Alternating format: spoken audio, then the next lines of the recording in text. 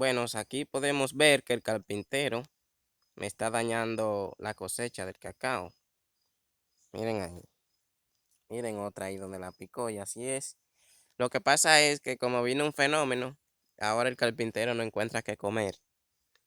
Y como no encuentra qué comer, está picando el cacao. Obviamente, él no come cacao, él solo lo pica y luego vuelve a buscar par de gusanitos que encuentre ahí. Ya ustedes saben.